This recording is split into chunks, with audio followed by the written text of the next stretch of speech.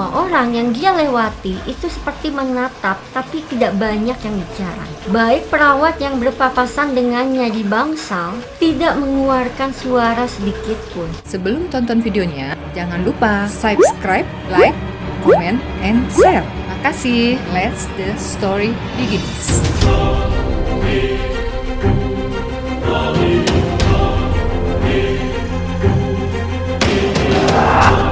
Assalamualaikum, hai Misteri Friends, makasih ya buat kalian yang udah klik video ini. Balik lagi nih di channel Misteri Elsha Septadia.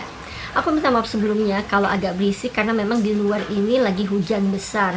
Dan aku juga minta maaf kalau beberapa minggu ini aku jarang banget upload video karena memang aku lagi ada urusan pribadi di mana aku harus mengerjakan semuanya sendirian. Tapi mudah-mudahan awal Oktober nanti aku udah mulai santai dan bisa lagi upload video seminggu 3 kali. Ya udah deh, kali ini aku mau bercerita nih tentang salah satu rumah sakit terangker di Indonesia, yaitu Rumah Sakit Mardi Waluyo.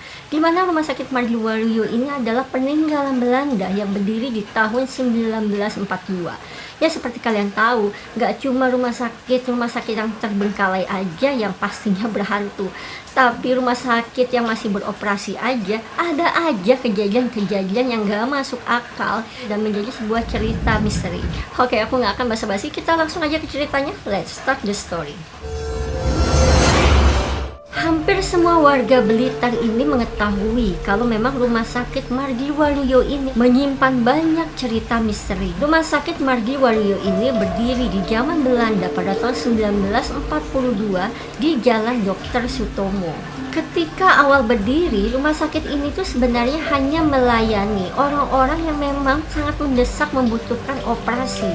Dokter yang saat itu melayani itu hanya ada 2 orang, yaitu Dokter Simko dan juga Dokter Karbum, di mana mereka ini adalah berkebangsaan Belanda. Setelah Indonesia merdeka sekitar tahun 1949, rumah sakit ini sudah dikelola oleh orang pribumi. Mereka adalah Dokter Tejo dan juga Dokter Trisula. Ketika wabah TBC menyerang Blitar pada tahun 1958, keduanya membuat lembaga baru yang berisi tentang penyuluhan gizi dan juga TBC. Karena tergolong rumah sakit tua, jadi ya udah nggak aneh kalau banyak banget kejadian-kejadian aneh yang nggak masuk akal manusia. Dan ini kerap dialami oleh para pasien-pasien yang melakukan opname atau perawatan di rumah sakit tersebut.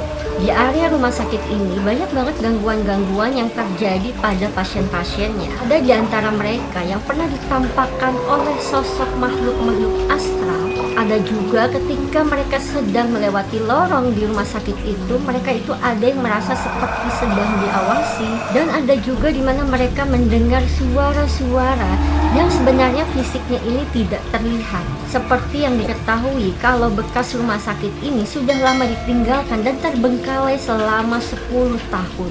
Semak belukar dan rumput liar, temboknya yang udah sangat kusam dan kotor, dan rumah sakit itu pun sudah mengalami banyak kerusakan. Karena saking ngerinya rumah sakit ini dan menjadi salah satu rumah sakit terangker di Indonesia, rumah sakit itu sering banget dijadikan ajang uji nyali oleh beberapa stasiun TV. Dan kalau sekarang itu banyak banget YouTuber yang mencoba mengeksplor, menelusuri untuk mencari tahu keberadaan makhluk astral. Dan nih cerita yang paling terkenal, dan waktu itu kejadian ini adalah kejadian nyata yang terjadi pada tahun 2012, di mana pada saat itu ada seorang perempuan yang melahirkan di rumah sakit tersebut. Jadi ceritanya nih, ada sepasang suami istri yang dimana istrinya ini sedang hamil 9 bulan.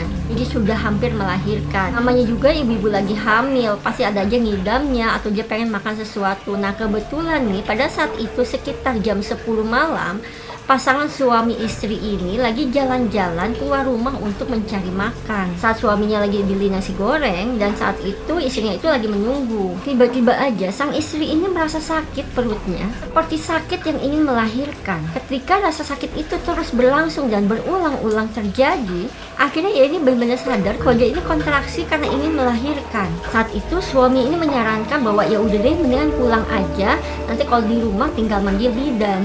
Tapi istrinya ini ngerasa udah nggak kuat dan istrinya ini yakin kalau dia ini akan segera melahirkan. Akhirnya si istrinya ini meminta suaminya untuk mencari rumah sakit terdekat kalau dia ini udah nggak sempat lagi kalau harus pulang ke rumah.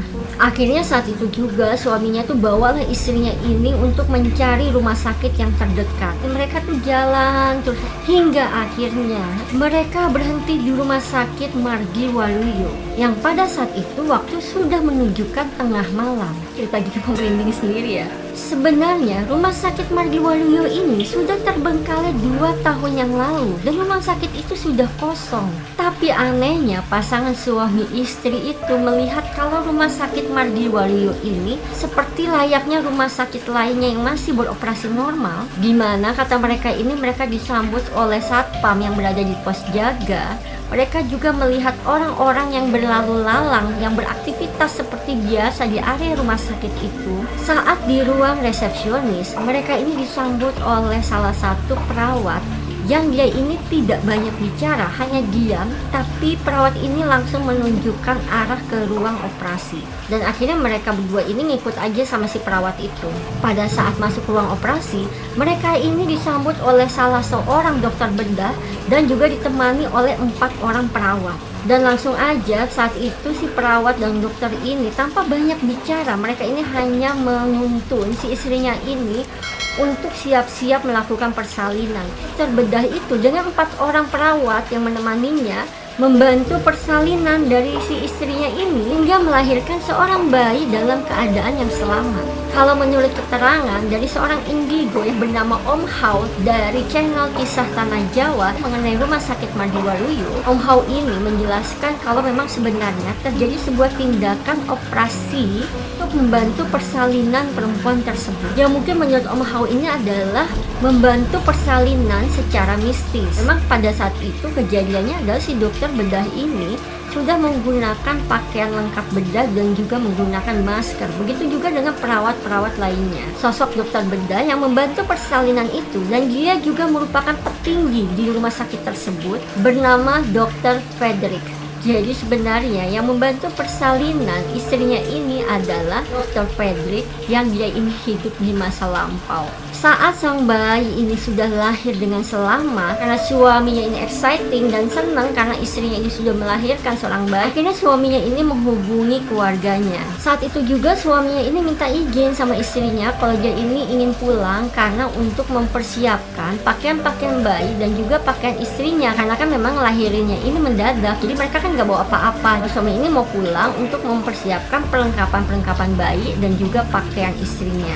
Saat suaminya ini keluar dari ruang operasi dan menuju area parkiran, semua orang yang dia lewati itu seperti menatap tapi tidak banyak yang bicara. Baik perawat yang berpapasan dengannya di bangsal tidak mengeluarkan suara sedikit pun. Dan mereka ini hanya berdiri, dia menatap ke arah suaminya itu. Dan saat itu sudah pukul 1 malam dini hari. Tapi karena memang saking bahagianya, si suaminya ini tidak merasakan hal-hal yang aneh pada saat itu. Keesokan harinya setelah istrinya ini melahirkan, sekitar pukul jam 5 subuh, suaminya ini kembali ke rumah sakit setelah dia mempersiapkan semua perlengkapan ibu dan bayinya. Dan dia juga membawakan makanan untuk istrinya. Dari situlah suaminya baru saja sadar bahwa ada sesuatu yang aneh dan yang berbeda dari sebelum waktu dia datang ke rumah sakit tersebut. Rumah sakit ini kosong, kotor, terbengkalai, dan tidak ada siapapun di rumah sakit tersebut. Jadi sangat berbeda banget ketika dia datang semalam.